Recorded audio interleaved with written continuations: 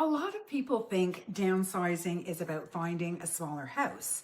Most of the time, it's really about building a better life. The biggest mistake I see in downsizing is this.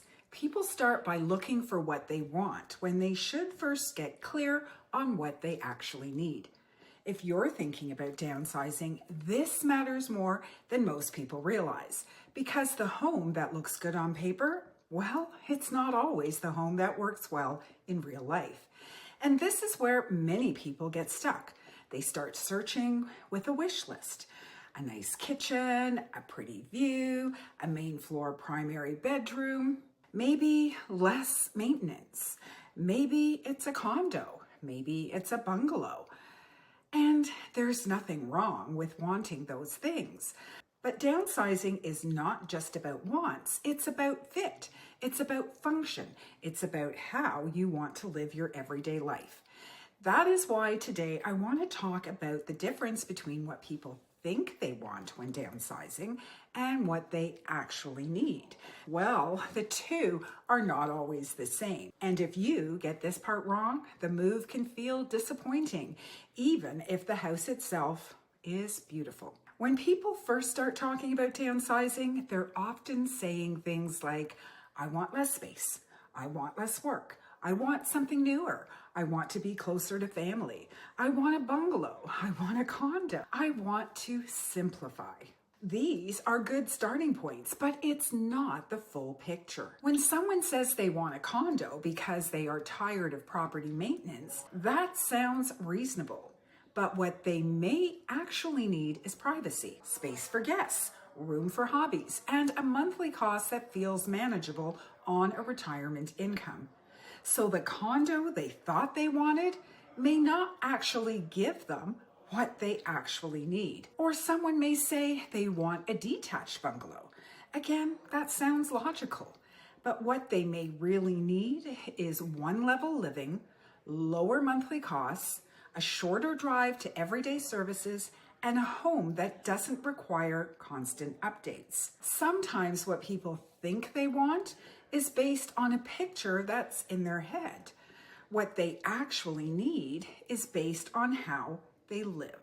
That's a big difference. One of the most overlooked parts of downsizing is this. People often focus on the home itself, but the real issue is the lifestyle around the home.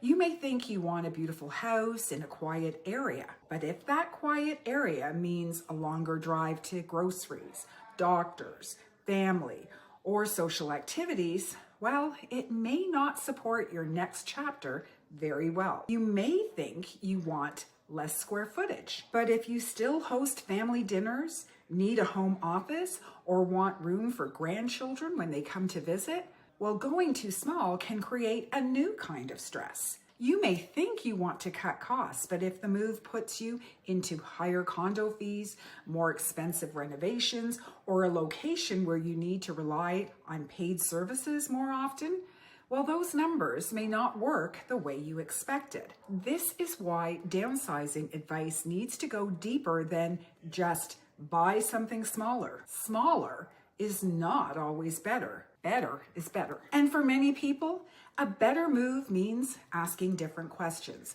Not just what kind of home do I want, but also what kind of life do I want this home to support? Do I want to travel more? Do I want less outdoor work? Do I want to age in place? Do I want to be closer to family? Do I want lower monthly stress? Do I want to free up money? Do I want more time? Do I want more ease? Those questions, well, they lead to better decisions. Another thing people do not always talk about is emotional need versus practical need. Sometimes a person says they want to stay in a detached house because that feels familiar, and that makes sense. Familiar feels safe. But what they may actually need is a home that feels manageable, not just familiar. That can be a hard truth because downsizing is not only a housing decision, it's also an identity shift. It is letting go of a home that may hold years of memories. It's adjusting to a new season of life. It is asking yourself what matters now, not what mattered 20 years ago. And that is why some people delay the process, not because they are lazy, not because they are confused, but because the emotional side is bigger than they expected. It's a little overwhelming. Sometimes people tell themselves they want more time before making a move. What they actually need is a plan, because a plan reduces fear. Clarity reduces fear.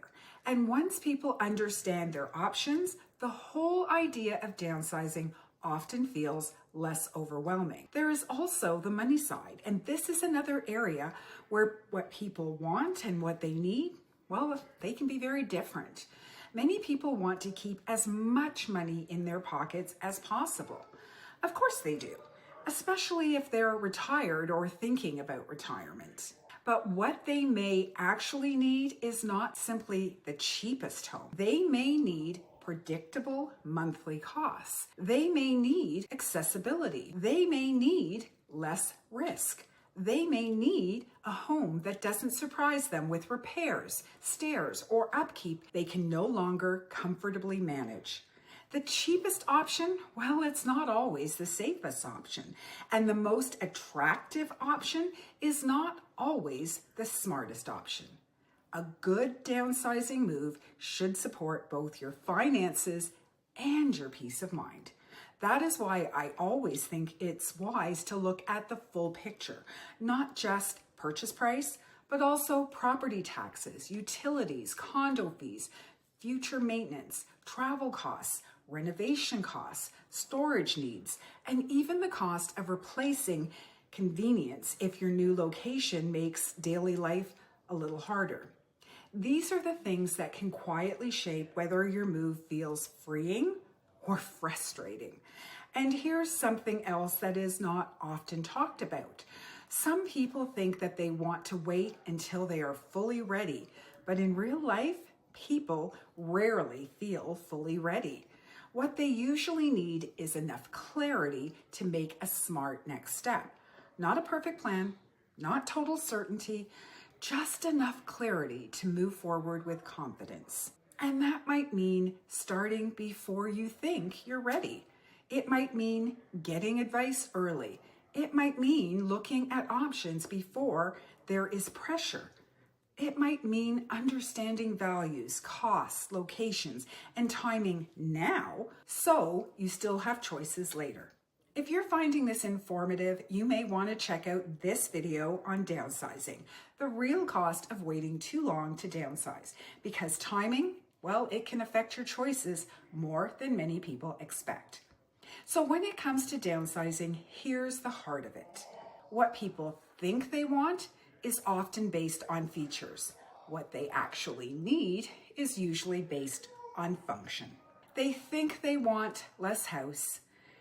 They actually need more ease. They think they want a certain type of property. They actually need a home that supports the life they want. They think they want to simplify their belongings. They actually need to simplify their decisions. They think they want to move someday. They actually need a plan that helps them understand when and why to make the move.